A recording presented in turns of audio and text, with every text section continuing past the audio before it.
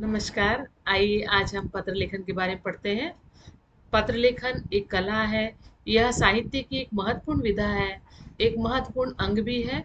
इसके अंतर्गत हमारे दैनिक जीवन के सुख दुख के अनेक क्रियाकलाप, विचारों का आदान प्रदान अत्यंत ही स्वाभाविक ढंग से हम लोग करते हैं, जो हमें मित्रों एवं गुरुजनों से पत्रों एवं प्रार्थना पत्रों के माध्यम से अपने हृदयगत भावों को व्यक्त करना सिखाता है।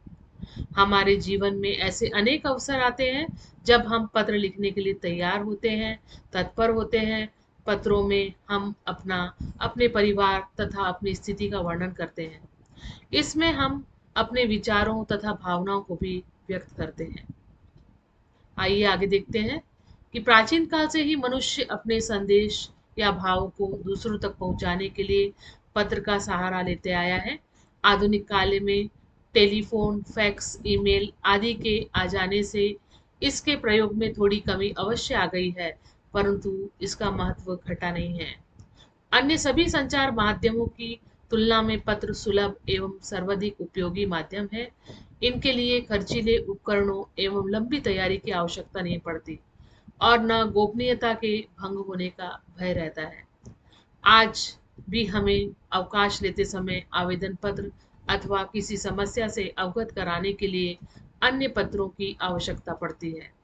ये लिखित व स्थायी दस्तावेज होते हैं। पत्र लेखन का महत्व एवं उपयोगिता हम लोग देखते हैं कि पत्र लेखन हमारे लिए क्यों महत्वपूर्ण है। पत्र लेखन का हमारे दैनिक जीवन में अत्यंत महत्व है। पत्र दो व्यक्तियों के मध्य गहरा संपर्क सूत्र है। पत्र के द्वारा दो व्यक्तियों में कम समय और कम व्यय में संबंध बनता है। मनुष्य के भावों एवं विचारों का आदान प्रदान पत्रों के माध्यम से ही संभव है, जो मानवीय संबंधों को जोड़ता एवं सुदृढ़ बनाता है। अतः दूसरों से संपर्क बनाए रखने के लिए पत्र लेखन सदैव ही आवश्यक होता है, या सदैव ही उसकी आवश्यकता हमें पड़ती है। आगे बढ़ते हैं। आगे हम लोग पत्र के प्रकार देखते हैं। हमें अपने दैनिक जीवन में अनेक प्रकार के पत्र लिखने पड़ते हैं। कभी अपने स्वजनों को संदेश समाचार भेजने पड़ते हैं, तो कभी कार्यालय से पत्र व्यवहार करना पड़ता है, कभी किसी वस्तु को मंगवाने के लिए भी पत्र लिखना पड़ता है। इस प्रकार पत्रों को हम लोग निम्नलिखित रूप में दो भागों में बांटते हैं। पहला है औपचारिक पत्र और दूसरा है अनौपचारिक पत्र। औपचारिक पत्र पत्रों में मुख्य रूप से निम्न पत्र आते हैं, जैसे सरकारी पत्र, अर्ध सरकारी पत्र और व्यावसायिक पत्र। ये सारे पत्र जितने भी हैं ये औपचारिक पत्र के अंतर्गत आते हैं। और अनौपचारिक पत्र के अंतर्गत हम लोग देखते हैं कि सामाजिक पत्र और निजी पत्र शामिल है। नीचे हम लोग टेबल फॉर्मेट के अनुसार हम लोग समझेंगे। पत्र के प्रकार यहाँ पर दिया है। पत्र के प्रकार औपचारिक पत्र और दूसरा अनौपचारिक पत्र। औपचारिक पत्र में प्रार्थना पत्र, आवेदन पत्र, कार्यालयीन पत्र, संपादकीय पत्र, व्यावसायिक पत्र शामिल है। अनौपचारिक पत्र में हम लोग देखते हैं बधाई पत्र, धन्यवाद पत्र, संवेदना पत्र, शुभकामना पत्र, निमंत्रण पत्र आदि इसके अंतर्गत आते हैं। तो इस प्रकार हमने पत्रों के प्रकारों को समझा। हम लोग विस्तार पूर्वक औपचारिक पत्र और अनौपचारिक पत्रों को भी समझते हैं। कभी कभी हमें परीक्षा में औपचारिक पत्र और अनौपचारिक पत्र के बीच के संबंध के बारे में या इसके बारे में हमें पूछा जाता है कि औपचारिक पत्र क्या होते हैं या अनौपचारिक पत्र क्या होते हैं। तो आइए हम लोग औपचारिक पत्र को देखते हैं। यह पत्र अत्यंत संयमित, विधि संगत तथा स्पष्ट भाषा शैली में लिखे जाते हैं। ऐसे पत्र लेखन में निर्धारित औपचारिकताओं का निर्वहन आवश्यक होता है। इस प्रकार के पत्रों में तकनीकी शब्दावली और अभिव्यक्ति की शैली का प्रयोग किया जाता है। औपचारिक पत्र के माध्यम से अधिकारियों को भी पत्र लिखे जाते हैं, व्यापार संबंधित पत्र लिखे जाते हैं, व्यावसायिक संगठनों के पत्र, समाचार पत्रों को लिखे जाने वाले पत्र और अशासकीय एवं शासकीय अधिकारियों को लिखे जाने वाले प्रार्थना पत्र भी इसके अंतर्गत आते हैं। यदि हम अनौपचारिक पत्र की बात करते हैं तो अनौपचारिक पत्रों से हमारा अभिप्राय निजी एवं पारिवारिक पत्रों से है। ध्यान में रखेंगे कि जितने भी पारिवारिक पत्र होते हैं, निजी पत्र होते हैं, अनौपचारिक पत्र में आते हैं। और औपचारिक पत्र में जितने भी फॉर्मल लेटर्स होते हैं, चाहे वो व्यापार संबंधित हो, व्यवसाय संबंधित हो, शासकीय हो, अशासकीय, सारे पत्र औपचारिक पत्र के अंतर्गत आएंगे। तो हम लोग अनौपचारिक पत्र देख रहे थे जिसमें निजी पत्र एवं पारिवारिक पत्र शामिल है। इस प्रकार के पत्रों की भाषा और शैली खुली होती है और यह व्यक्ति पर निर्भर करती है। इसमें भावों की अभिव्यक्ति खुलकर की जाती है। पत्र लिखने वाला अपने संदेश, अपने भावों एवं विचारों को खुलकर प्रकट करता है।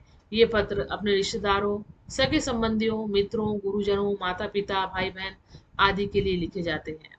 ये जरूर ध्यान दें कि अनौपचारिक पत्रों के अंतर्गत ये सारे पत्र शामिल हैं। आइए आगे हम लोग अच्छे पत्र की विशेषताएं देखते हैं। यह बहुत ही अत्यधिक महत्वपूर्ण है। हमेशा कभी भी लॉन्ग क्वेश्चन में पूछे जाते हैं कि पत्रों की कौन कौन सी विशेषताएं हैं, पत्र के कौन से प्रकार हैं। तो इस प्रकार से लॉन्ग क्वेश्चन में पूछे जाएंगे। तो आइए हम लोग अच्छे पत्र की विशेषताएं देखते हैं। तो पत्र लेखन एक कला है। सतत अभ्यास से ही कला परिपक्व हो सकती है। एक अच्छे पत्र में निम्नलिखित विशेषताओं का होना आवश्यक है। सबसे पहला पॉइंट है सरल भाषा शैली। जब भी हम पत्र लिखते हैं तो हमारी जो भाषा शैली है, लिखने की भाषा शैली है, वो सरल होनी चाहिए। तो यहाँ पर लिखा है कि पत्र की भाषा सरल और बोलचाल वाली होनी चाहिए। शब्दों के प्रयोग भाव और विषयानुकूल होने चाहिए। पत्रों की शैली रोचक, मधुर, आत्मीय और सहज होनी चाहिए। बातें सीधी सरल ढंग से ही कही जानी चाहिए। अर्थात कहने का तात्पर्य है कि पत्र में जो भी भाषा का हम प्रयोग कर रहे हैं वह शैली स्पष्ट और सरल होनी चाहिए।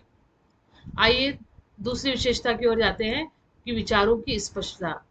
पत्र में विचार सुस्पष्ट और सुलझे हुए होने चाहिए। उनका दिखावा ना हो, भाषा स्पष्ट हो। अ, अशिष्ट भाषा से हमें बचना चाहिए। शिष्ट भाषा का हमें प्रयोग करना चाहिए। ये सारी चीज़ों को हमको ध्यान में रखना है कि विचारों में स्पष्टता होना अत्यंत आवश्यक है। इसके बाद हम लोग आगे की ओर बढ़ते हैं। देखते हैं संपूर्णता, इसकी एक विशेषता है। पत्र में जो लिखा जाना आवश्यक है वह अवश्य लिखा जाए। अनावश्यक बातों की ओर या अनावश्यक बातों को न दोहराए, न बातों को बार बार न लिखे। पत्रों में पूर्णता होनी चाहिए। कहने का मतलब है कि पत्र पूर्ण होने चाहिए, संपूर्ण होने चाहिए। यह एक इसकी विशेषता है। आगे विशेषता की ओर बढ़ते हैं कि पत्रों में संक्षिप्तता होनी चाहिए। पत्र संक्षिप्त होने चाहिए, अर्थात पत्र अधिक लंबे नहीं होने चाहिए। पत्र में उन्हीं बातों का विवरण होना चाहिए जितनी की उसमें आवश्यकता होनी है। इस प्रकार पत्र संक्षिप्त होने चाहिए। इसके बाद की विशेषता आती है प्रभाविष्णुता। पत्र के आरंभ और अंत प्रायः नम्रतापूर्ण, आत्मीयतापूर्ण, आदर भाव आदि का इसमें होना आवश्यक है। तो पत्र लिखते समय हमें ये सब चीज़ों का ध्यान रखना आवश्यक है। इसके बाद की विशेषता हम देखते हैं कि पत्र सुंदर और आकर्षक होने चाहिए। पत्र लेखन सुंदर व आकर्षक हो, साफ सुथरा एवं सुंदर अक्षरों में लिखा जाना चाहिए जिससे पढ़ने वाले पर अच्छा प्रभाव पड़े। आगे बढ़ते हैं पत्र के अंग। पत्र के निम्नलिखित 8 अंग बताए गए हैं जो यहाँ पर दिखाए गए हैं। पहला है पत्र प्रेषक का पता, स्थान व दिनांक। दूसरा है पत्र प्राप्तकर्ता का पदनाम व पता। तीसरा है विषय को एक संक्षिप्त वाक्य में लिखना। चौथा है संबोधन, अभिवादन, आशीर्वाद। पांचवा है पत्र की विषय वस्तु। छठा है समाप्ति। सातवां है हस्ताक्षर से पूर्व की शब्दावली और आठवां है हस्ताक्षर। कहने का तात्पर्य है कि पत्र के ये सभी 8 अंग को ध्यान में रखते हुए पत्र लिखना अत्यंत आवश्यक है। इन 8 अंग को ध्यान पूर्वक पढ़ ले कि पत्र के अंग कौन कौन से हैं। आइए आगे बढ़ते हैं कि पत्र लिखते समय निम्नलिखित बातों का ध्यान अवश्य रखना चाहिए। पत्र की भाषा सरल व स्पष्ट हो। हमें विस्तृत वर्णों से बचना चाहिए। आयु व संबंध के अनुकूल शब्दावली का प्रयोग करना चाहिए। विचारों की क्रमबद्धता का ध्यान रखना चाहिए। पत्र का उद्देश्य व विषय वस्तु स्पष्ट होनी चाहिए। पत्र में उसके सभी अंगों का प्रयोग होना चाहिए। ये विशेष ध्यान देने योग्य बातें हैं। इस प्रकार आगे बढ़ते हैं। मुख्यतः हमेशा पूछा जाता है, उदाहरण के तौर पर हम लोग देखते हैं कि मासिक शुल्क से छूट पाने के लिए प्रार्थना पत्र लिखिए करके। तो एक उदाहरण आपके समक्ष प्रस्तुत है। एक उदाहरण लिया गया है कि मासिक शुल्क से छूट पाने के लिए हमने प्रार्थना पत्र लिखा है, जिसमें सर्वप्रथम हम लोग यहाँ पर ऊपर लिखेंगे सेवा में। उसके बाद पत्र प्रारंभ करेंगे। प्राचार्य जिनके नाम पर लिख रहे हैं हम लोग, जिस भी महाविद्यालय के हैं वहाँ पर शासकीय महाविद्यालय तो शासकीय महाविद्यालय, जयपुर है तो जयपुर का लिखेंगे। आपको जिस भी राज्य का लिखना है आप लिख सकते हैं। आगे बढ़ते हैं। मान्यवर या महोदय जी, सविनय निवेदन है कि मैं बीकॉम, बीए, बीएससी, आप जिस भी संकाय के हो वहाँ पर ये लिख दे। प्रथम वर्ष का एक निर्धन छात्रा हूँ या छात्री विद्यार्थी हूँ। अपने पढ़ाई के लिए मासिक शुल्क दे सकने की स्थिति में मैं नहीं हूँ। मेरे पिताजी की मासिक आय 3,000 रुपये प्रति मास है और इसी आय से उन्हें 5 व्यक्तियों के परिवार का खर्च चलाना पड़ता है। ऐसी तंगी में मेरी पढ़ाई का खर्च उठाना उनके लिए संभव नहीं हो पा रहा है। और ये ज़रूर ध्यान दें कि आप जो भी पत्र को लिखें उसको 2 या 3 पैराग्राफ में अनुच्छेद में लिखें, ये ध्यान रखें। तो यहाँ पर दूसरे पैराग्राफ में हमने लिखा है कि मैंने इसी आर्थिक तंगी में बड़े परिश्रम से पढ़ाई करके सन 2018 की उच्चतर माध्यमिक परीक्षा में 70% अंक प्राप्त किए हैं। यदि मुझे निःशुल्क पढ़ने की सुविधा प्राप्त हो तो मैं बीकॉम, बीए, बीएससी में भी काफ़ी अच्छे अंक प्राप्त करके अपना जीवन सुधार सकता हूँ या सकती हूँ। अतः आपसे प्रार्थना है कि मुझे इस कॉलेज में निःशुल्क अध्ययन करने की अनुमति प्रदान करने की कृपा करें। मैं आपकी इस कृपा के लिए सदा ऋणी रहूँगा या रहूँगी। आपका आज्ञाकारी छात्र सुरेश, रमेश, जो भी नाम है आप लिखेंगे, बीए प्रथम वर्ष। इस प्रकार से आपका के सामने एक प्रारूप उपस्थित है। प्रारूप को आप ध्यान में रखेंगे। इस प्रकार का प्रारूप आपको तैयार करना है और परीक्षा में यदि आता है तो इस प्रकार से प्रारूप बनाते हुए इस चीज़ को आपको प्रस्तुत करना है। वैसा एक और उदाहरण लिया गया है कि व्यावसायिक पत्र एक और दिया गया है कि किसी प्रशासक से पुस्तकें मंगवाने के लिए एक व्यावसायिक पत्र लिखा गया है। एक और उदाहरण है, कभी कभी यह भी पूछ लेते हैं, तो आप इसको ध्यानपूर्वक देख लेंगे। मैं इसे यूट्यूब में डाल रही हूँ तो ये आप इसको ध्यान से पढ़ लेंगे किस प्रकार से आपको पुस्तकें मंगवानी है। एक फॉर्मेट यहाँ पर दिया हुआ है। इसी प्रकार मैंने एक और फॉर्मेट डाला है, इसमें बधाई पत्र है जो औपचारिक पत्र के रूप में है। अखिल भारतीय हिंदी वाद विवाद प्रतियोगिता में प्रथम पुरस्कार विजेता मित्र को एक बधाई पत्र लिखिए करके एक फॉर्मेट डाला हुआ है। ये फॉर्मेट भी पढ़ लेंगे आप लोग किस प्रकार से, क्योंकि कभी भी परीक्षा में किसी प्रकार से फॉर्मेट आपको पूछा जा सकता है, तो आप एक बार ज़रूर इसको पढ़ लेंगे। इसी प्रकार मैंने 2-3 उदाहरण आपके समक्ष प्रस्तुत किए हैं और कुछ विशेष प्रश्न भी यहाँ पर दिए गए हैं, उन प्रश्नों को पढ़ेंगे।